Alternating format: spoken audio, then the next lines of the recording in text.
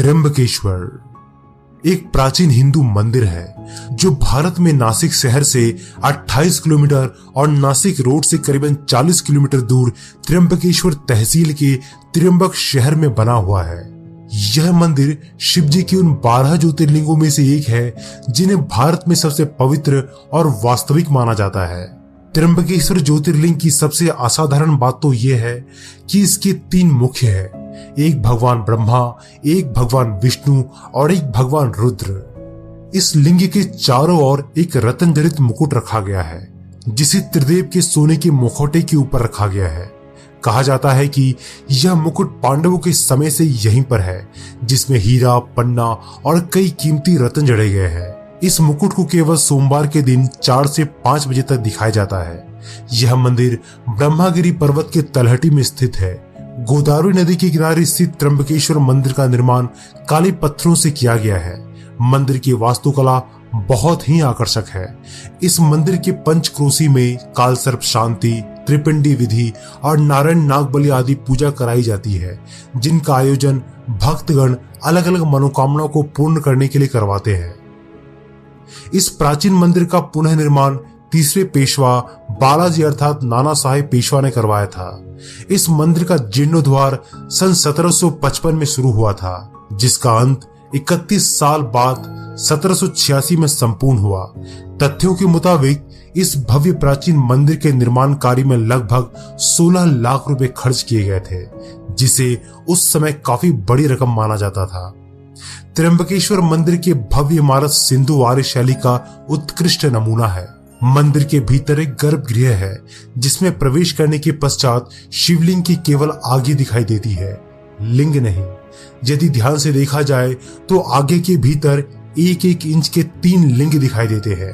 इन तीनों लिंगों को त्रिदेव यानी भगवान ब्रह्मा, विष्णु और महेश का अवतार माना जाता है।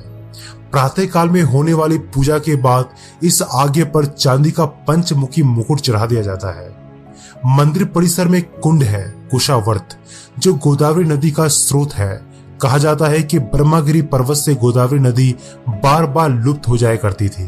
गोदावरी के पलायन को रोकने के लिए गौतम ऋषि ने एक कुशा की मदद लेकर गोदावरी को बंधन में बांध दिया था। उसके बाद से ही इस कुंड में हमेशा पानी रहता है। इस कुंड को ही कुशावर्त तीर्थ के नाम से जाना जाता है। कुंभ स्नान के समय शैव अखाड़े इसी कुंड में शाही स्नान करते हैं।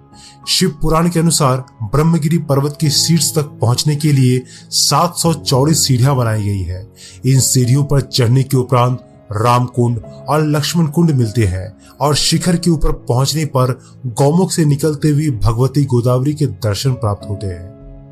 चलिए अब हम आपको त्र्यंबकेश्वर ज्योतिर्लिंग से जुड़ी पौराणिक कथाओं को बताते हैं कि आखिर भगवान शिव त्र्यंबकेश्वर ज्योतिर्लिंग के रूप में यहाँ उत्पन्न क्यों हुए। पुराणों के अनुसार एक बार महर्षि गौतम के तपोवन में रहने वाले ब्राह्मणों की पत्नियां किसी बात पर उनकी पत्नी अहिल्या से नाराज हो जाती है। उन्होंने अपने पतियों को ऋषि गौतम का अपमान करने के लिए प्रेरित किया। उन ब्राह्मणों ने इसके लिए भगवान गणेश की आराधना की। उनकी आराधना से प्रसन्न होकर गणेश जी ने उनसे वर मांगने को कहा।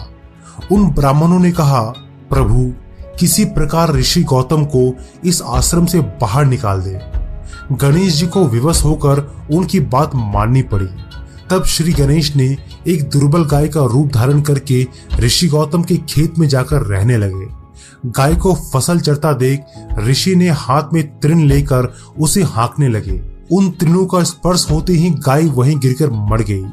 उस समय सारे ब्राह्मण एकत्रित होकर गौ हत्यारे कहकर ऋषि गौतम का अपमान करने लगे। ऐसी विषम परिस्थिति को देखकर ऋषि गौतम ने उन ब्राह्मणों से प्रायश्चित और उद्धार का उपाय पूछा।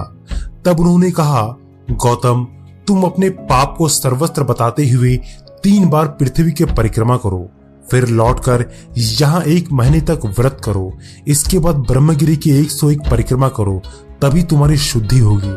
अथवा यहाँ गंगा जी को लाकर उनके जल से स्नान करके 1 करोड़ पार्थिव शिवलिंगों से शिव जी की आराधना करो। इसके बाद पुनः गंगा जी में स्नान करके इस ब्रह्मगिरी की 11 बार परिक्रमा करो। फिर 100 घरों के पवित्र जल से पार्थिव शिवलिंगों को स्नान कराने से तुम्हारा उद्धार होगा। उसके बाद महर्षि गौतम ने वे सारे कार्य पूरे करके पत्नी के साथ पूर्णतः तल्लीन होकर भगवान शिव की आराधना करने लगे। इससे प्रसन्न होकर भगवान शिव ने प्रकट होकर उनसे वर मांगने को कहा। महर्षि गौतम ने कहा, भगवान आप मुझे गौ हत्या के पाप से मुक्त कर दे। भगवान शिव ने कहा, गौतम तुम सर्वदा निष्पाप हो। गौ हत्या का अपराध तुम पर छल पूर्वक लगाया गया था। ऐसा करवाने वाले तुम्हारे आश्रम के ब्राह्मणों को मैं दंड देना चाहता हूँ। इस पर महर्षि गौतम ने कहा, प्रभु उन्हीं के निमित्त से तो मुझे आपका दर्शन प्राप्त हुआ है। अब उन्हें मेरा परम हित समझ पर उन पर आप क्रोध न करें। बहुत सारे ऋषियों, मुनियों और देवगणों ने वहां एकत्रित होकर गौतम की बात का अनुमोदन करते हुए भगवान शिव से सदा वहीं पर निवास करने की प्रार्थना की। फिर भगवान शिव ने उनकी बात मानकर वहां त्र्यंबक ज्योतिर्लिंग के नाम से स्थित हो गए। इस मंदिर में जब भगवान शिव की शाही सवारी निकाली जाती है तो वो दृश्य देखने लायक होता है। इस भ्रमण के समय त्र्यंबकेश्वर महाराज के पंचमुखी सोने के मुखौटे को पालकी में बिठाकर गांव में घुमाया जाता है। फिर कुशावर तीर्थ स्थित घाट पर स्नान कराया जाता है। इसके बाद मुखौटे को वापस मंदिर में लाकर हीरे जड़ित स्वर्ण मुकुट पहनाया जाता है। यह पूरा दृश्य त्र्यंबक महाराज के राज्याभिषेक सा महसूस होता है। इस यात्रा को देखना बेहद अलौकिक अनुभव है। शिवरात्रि और सावन सोमवार के दिन त्र्यंबकेश्वर मंदिर में भक्तों का तांता लगा रहता है। यहाँ आने वाले भक्त भोर के समय स्नान करके अपने आराध्य के दर्शन करते हैं और जिसके दर्शन मात्र से ही मनुष्य जीवन की सार्थकता महसूस होती है।